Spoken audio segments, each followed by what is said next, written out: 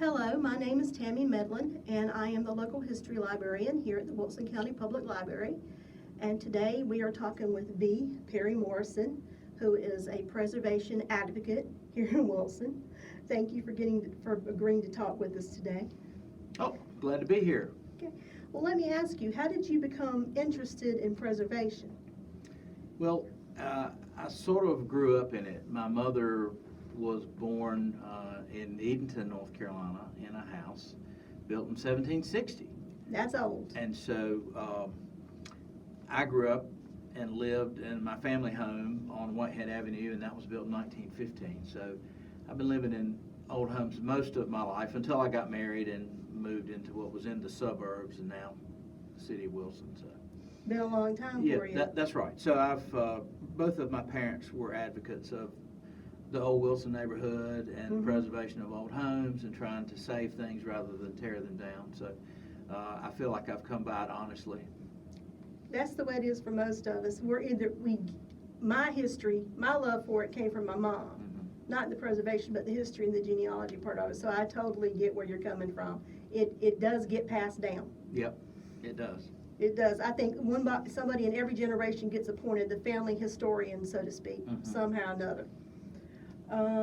Could you tell us about some of the statewide organizations you've been involved in? I know you're in quite a few local ones, but I know you've been in a few states. I was on the North Carolina Historical Commission for 26 years under 6 different governors and actually of both parties.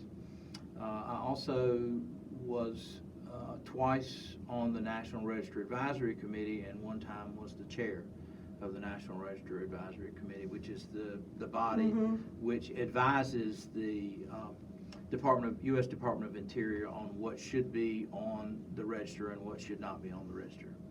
So we make a lot of hard decisions. I imagine you do, because everybody's going to advocate for what they want, for what they think. You're exactly right. There are also tax credits that go with it, so there's a financial stake in it. There's also restrictions if you're on the register too, as far as what you can do. Can't go in changing everything. That's right. And we're going to talk about that a little bit later. Yeah. There are several organizations on the history of Wilson County, and they're easy for people to get confused. So we've got about 4 that I've got listed here. We've got the Wilson County Genealogical Society, Preservation of Wilson, Historic Preservation Commission, and Wilson County Historical Association, which I know you're the president of the last one. Correct, yeah. Can you explain to us what the difference is between those organizations, what they each do? Yeah. Let's start first with the Wilson County Genealogical Society and the Wilson County Historical Association. It's sort of like apples and oranges. They're both wonderful organizations. The Wilson County Genealogical Society tends to do research into genealogy and the families of Wilson and sort of who's related to who and where this particular group of Wilsonians might have moved to Indiana or somewhere. But a lot of their research, because it involves Wilson families, brings in the history of Wilson County. The Wilson County Historical Association has been in existence since around 1962 or 63. It began as a group of people which predated the Genealogical Society of just being interested in the history of Wilson. And when the Genealogical Society began, and I'm a member of the Genealogical Society also, we didn't want to duplicate the same activities. So the Wilson County Historical Association, with its newsletter, focuses on topics related to Wilson County history. And we also have our historical marker program, which is related to Wilson histories. But we have 3 programs during the year, 2 of which are at Barton College, and 1 is right here at the Wilson County Public Library. The 2 at the college, one of them usually focuses on history of the South. That would be the BB&T lecture. The second one is a heritage lecture, which usually involves the history of North Carolina. And the third, our annual meeting, will usually involve a topic which is related to the history of Wilson County. So we try to cover Everything. everything. And frankly, with our affiliation with Barton, the Historical Association, we've covered the Cold War, we've covered Andrew Jackson, we've covered Reconstruction politics after the Civil War. I mean, so it's a wide variety of topics, and people that are interested in history generally tend to really like those different topics. Basically, you've got something for everybody, because you've got national, you've got state, and you've got local. So you're narrowing it. You can kind of narrow in or zero in, but you've got something for everybody. That's right. And our membership is around 80 people.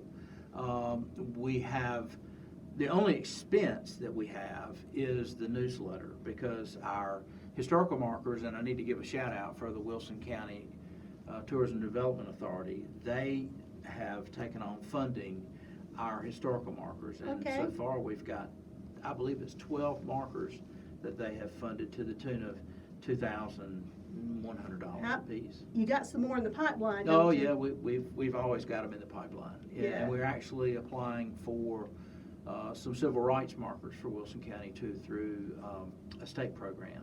Okay. So we've always have something going on. Now that fourth body that, well, there are two other bodies, the Historical Preservation Commission and Preservation of Wilson. So the Historical Preservation Commission would be 3, Preservation of Wilson would be 4. Okay. The Historic Preservation Commission is an entity of the city of Wilson. Okay, so they're government. They are government, exactly. And what happens, and I know because I served on the National Register, when you have National Registered districts, like we do here in Wilson, we have 3. You are required to have a Historic Preservation Commission. So the Historic Preservation Commission is truly an outgrowth of the National Register Advisory Committees. The National Register districts that we have. And they govern what goes on within those districts with contributing properties. Each district will have contributing properties and non-contributing properties. If you have a contributing property, then the Historic Preservation Commission is going to be rather heavy-handed on what you can do with that property. What color you can paint it, can you make this adaptation, can you change this door? The windows, etc. If you have a non-contributing property, then they do oversee it, but they generally let things go because it was non-contributing before. Now, Preservation Wilson is a 501c3 charitable organization, which is a voluntary membership of people who are interested in preserving Wilson, preserving the historic districts in Wilson. It doesn't have anything to do with the government. Okay. You know, it is a voluntary organization of people that are advocates like me, that are enthusiastic about saving what we have because it's the fabric of this community. And save it for as long as we can. That's right. Because there's a tobacco warehouse district, and Wilson a lot of it was built on tobacco in those warehouses and the factories. You're exactly right, yeah. Because I grew up in Nash, and then I came here and I got to the stuff, and if anybody's interested, we have some wonderful books in the local history collection and the North Carolina nonfiction on tobacco and its place in the history of Wilson and on the history of Wilson in general. And so please come in and take a look at them. But you find all kinds of stuff in there. Yes, you and do. How important it was. We even used to have a tobacco festival. Oh, listen, when I was growing up here in the 1960s, the post office was down on Nash Street, which is where Imagination Station is now. When I would get out of the car with my dad, I remember at that place in Wilson, in the summer, the smell of tobacco would be so strong. And I'd go, Dad, you know, what is that smell? He said, son, that's the smell of money. Well, it is great. That's right. But I remember when I did a project on the Negro Library before desegregation, and they actually put an ad in the paper to let that they were open on Saturday, so they were inviting the tobacco farmers when they brought their crop in on Saturday Right. to stop by the library. They knew who their audience was. Mhm. I mean, and how big a place it played. So we've got the Warehouse District, we've got the Nash District, Nash Street District, and I think There's there's two Nash districts. okay. Yeah, there's but two I'm not Nash. sure what the boundaries of them are. But you're right, because we have those National Register nominations. We have them in local history if you ever want to come and take a look at them. They make very interesting reading because they describe each contributing building Right. that was in it when the nomination was And done. why it contributes to the district. Mhm. It's all in there. Yeah, and I mean, one of the features of the West Nash District is the bungalows of Wilson. That Wilson had this, and still does have this tremendous collection of bungalows because that was a very popular building style at the time that Wilson was booming with tobacco. And so there were a lot of bungalows built in Wilson, and more so than most other counties in North Carolina. And we still have a lot of them. Yeah, I still have a lot of them. I grew up in a bungalow. And the bungalow I grew up in, the thing about a bungalow is that when you look at it, it doesn't look that big. But in actuality, there's a tremendous amount of space in that building. And the house that I grew up in on Whitehead Avenue was, at least the square footage, had the same square footage as some of the Queen Anne style houses, but it looked half the size. It looked half the size, but once you got inside, it spread out. Right, that's right. Okay. Have we covered all four, or we got one more to go? No, we've covered all four. Okay, That's just right. checking. Wilson County Genealogical Society and Preservation of Wilson, Historic Preservation Commission, and the Wilson County Historical We've Association. got all four, because I know, especially when you're hearing the names, Historic Preservation Commission and then Preservation of Wilson, it's easy for me to get them mixed up. Yeah, if you hear the word commission, it should trigger government. Exactly. Okay, I know you're president of the Historical Association. Wilson County Historical Association, right. And you're working on the historic marker, and you mentioned you're working on some civil rights markers. Can you tell us a little bit more about that? Because I know they're in the pipeline. Yep. There's one of them, we actually had started with 3, and it turns out that one of them was outside of the period of relevance for what they consider civil rights. We started in 1941 and ended in like 1965, and this had occurred in the 1920s. So let me tell you about the one I think we've got the best chance of getting. There was a young woman, she was a girl at the time, so she was barely 15. Her name was Marie Everett. I remember reading about that And it was late 1940s, she decided to go to a movie with a friend at a theater which I knew as the Colony when I was growing up, but at that time it was known as the Carolina Theater. She decided to get some popcorn. There were words exchanged with her and she was a young black girl. The guy behind the register was white. There was words exchanged. She didn't like what he said to her, so she stuck out her tongue at him. Yeah, stuck her tongue out at him. Kids will do that. He called somebody and had her arrested. And then, believe it or not, she actually went to court, not in juvenile court, but as an adult. They convicted her, and they sent her to women's prison in Raleigh.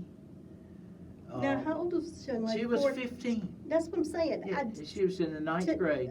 Nowadays, you'd never think of sending a 15-year-old, especially for something. You wouldn't think of arresting them for that, but you definitely wouldn't send them to an adult prison. There were a lot of well-meaning people in Wilson who were trying to work through the system to get her out. And the NAACP was called. Thurgood Marshall was consulted, although he did not take the case. And the governor finally commuted her sentence and sent her home, where she had missed like 6 weeks of school. So she went back to the 9th grade, and she continued on.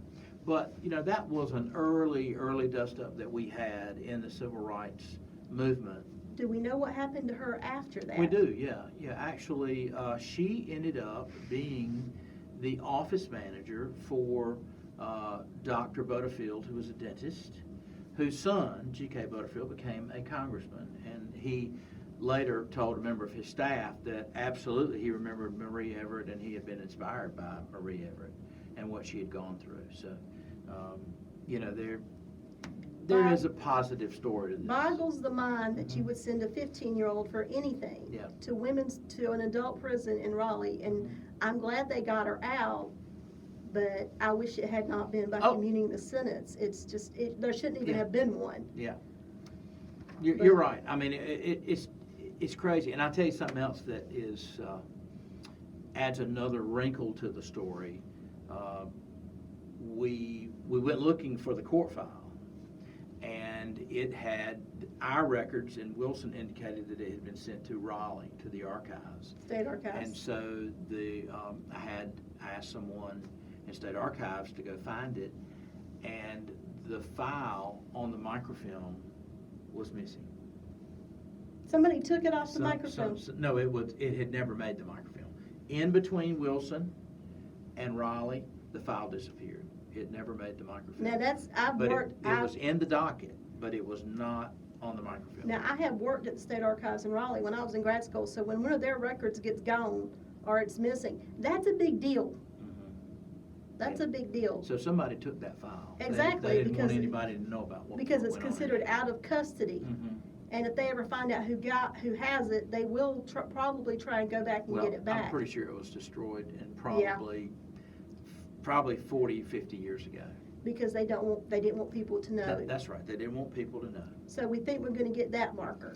Well, I think we have a good chance of getting that. Yeah, I do. And there's another marker that we applied for, what was then known as the Elm City Presbyterian Church, where it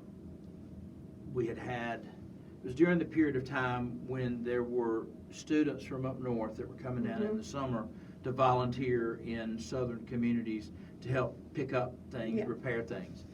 And so they had come down to paint the church, and the KKK took great offense at these white children, teenagers from up north coming down here to volunteer. And so there was a KKK march in Elm City to try to intimidate these people and get them to leave.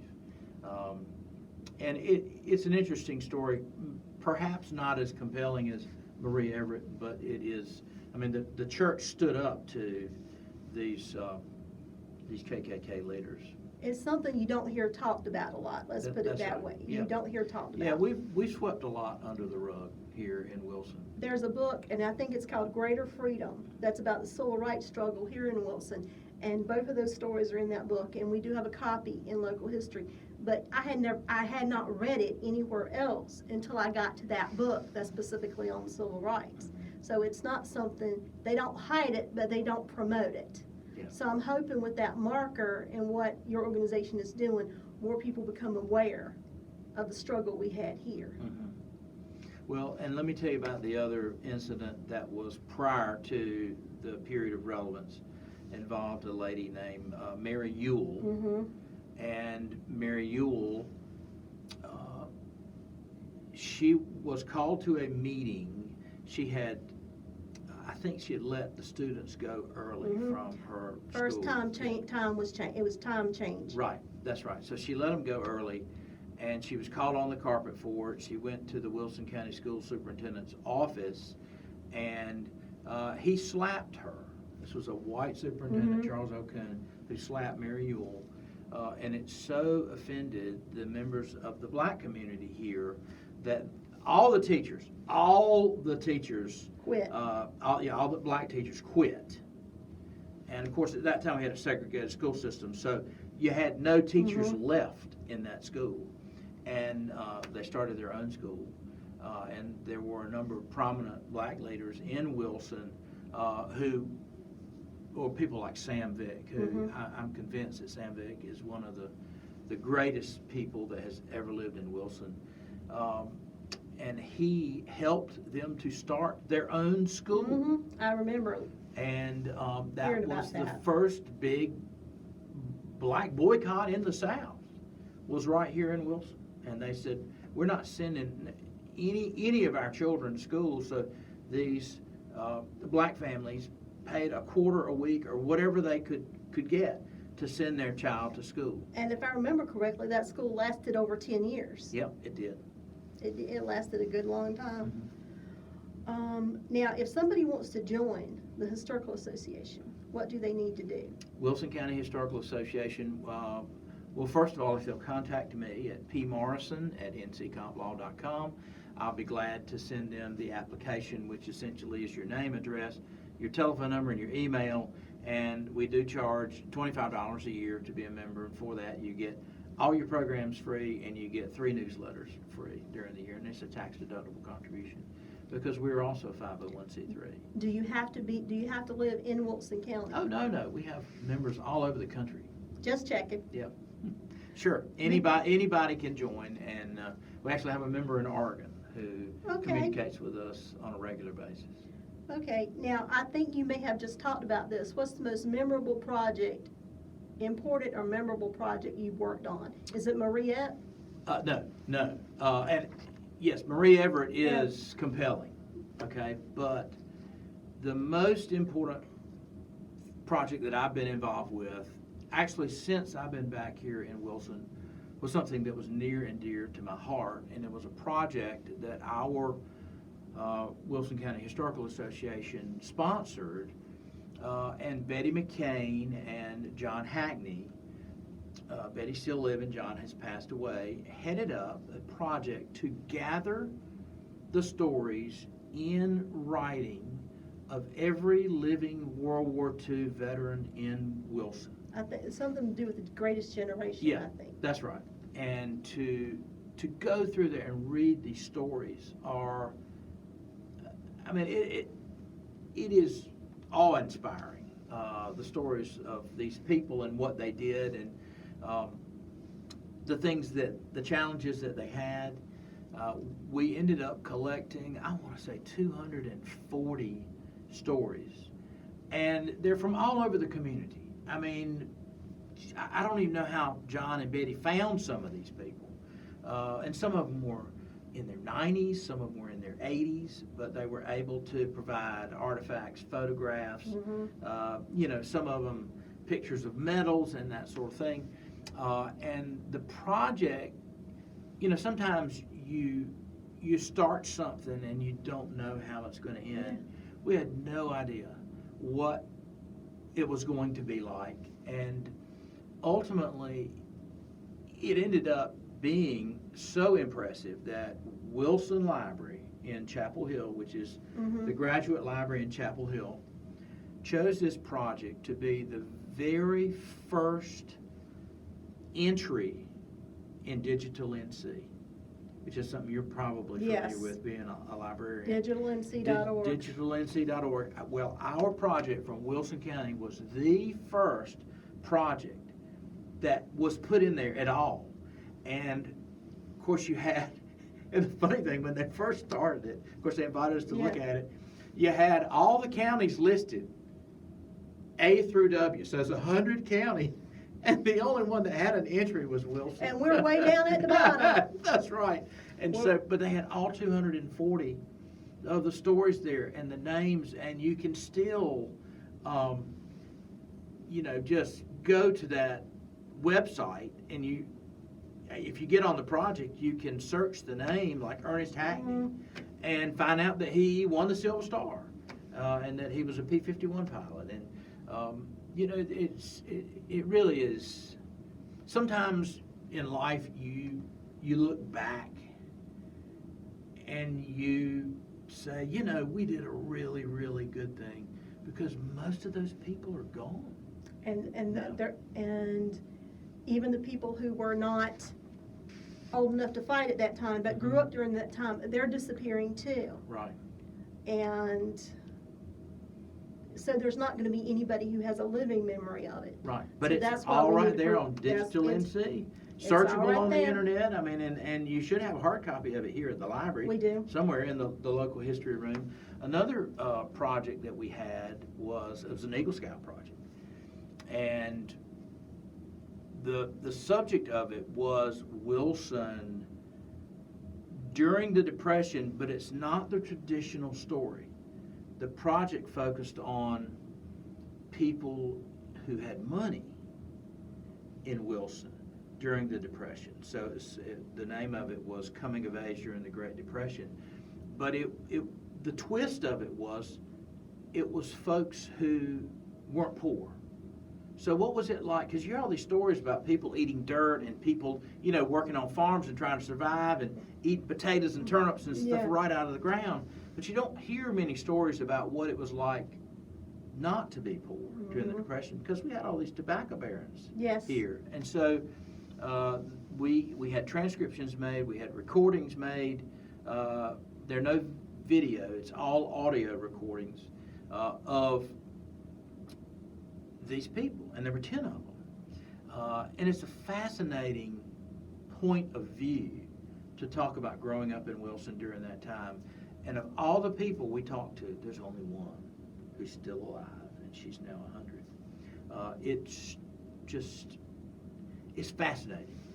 And so I'm really glad we collected that information. We even had one of the gentlemen, H.H. Walston, wanted so badly to tell us about Nash Street and what Nash Street looked like during that time. And so he went in his mind and described every single house for like 6 blocks. And we used to have mansions on Nash Street, but most of them were torn down because they were just too big to live in. But these tobacco barons had built these just big houses, had servants and so forth. And in his mind's eye, he describes every one of those houses as you go down Nash Street. We didn't have any expectation that was what we were going to talk about with him, but that's what he wanted to talk about. So we have that on audio. I mean, with their CDs that are here at the library with those transcripts. So there's a CD and a transcript that goes with each one. That's remarkable. Yeah, we've done some good things. And then the historical marker program. So I'm proud of what we've done, and I'm about 12 years in as president. I signed on for 2.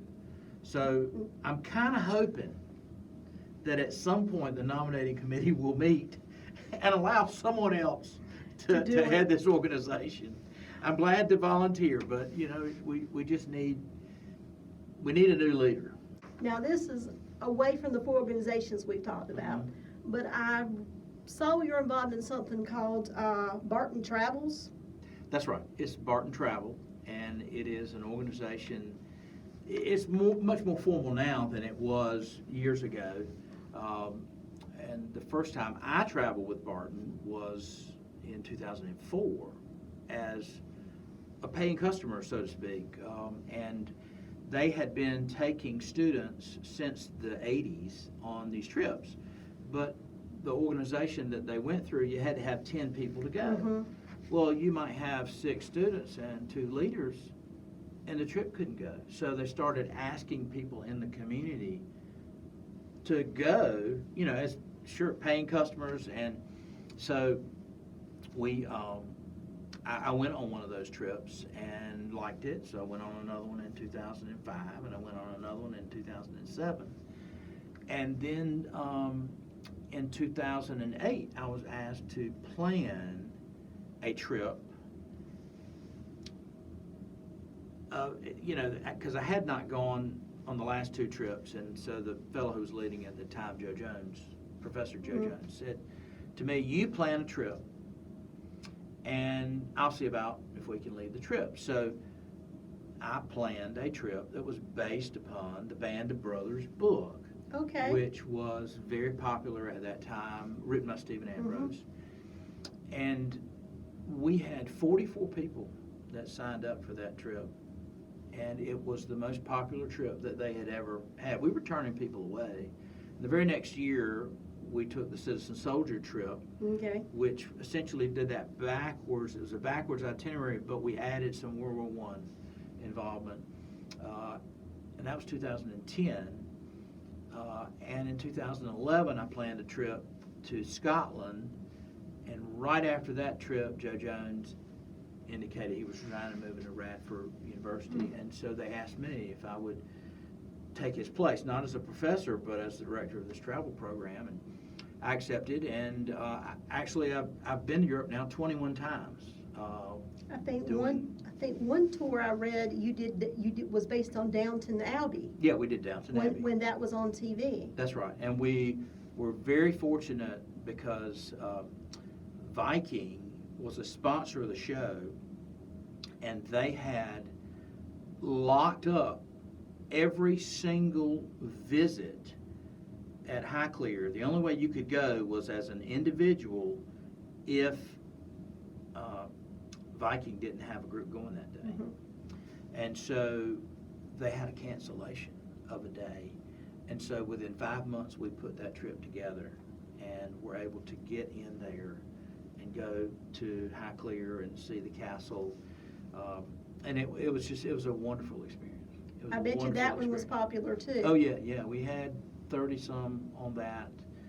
That Band of Brothers with 44, and actually the one in France that we did in 2004, that had about 40 on it. Those are the two most popular ones that Is this still going on? Oh, absolutely, yeah. We missed 2 years because of COVID, and we had to cancel and rearrange, and we had a group of about, I guess, 18 that went to Greece in April, and I'm leading a group on a trip that's a Switzerland and France trip, August 30th. So within Couple of 2 or weeks. 3 weeks, yeah, we'll be Well, gone. I hope you enjoy it. Well, thank you. It sounds I fantastic. appreciate that. And it's part of the outreach of the college, and it's sort of their mission of lifelong learning.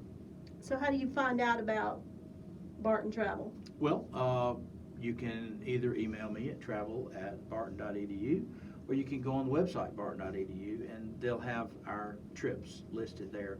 Although the fellow who'd been handling our involvement with the website has left the college, so we're in a little reconfiguring there, but we'll catch up. Well, it sounds fantastic. I hope you have a great trip, and thank you for talking with us today. Well, thank you so much, Tammy. Welcome. Appreciate it. You too. Okay, I hope everybody enjoyed our talk today with B. Perry Morrison, and I will see you next time.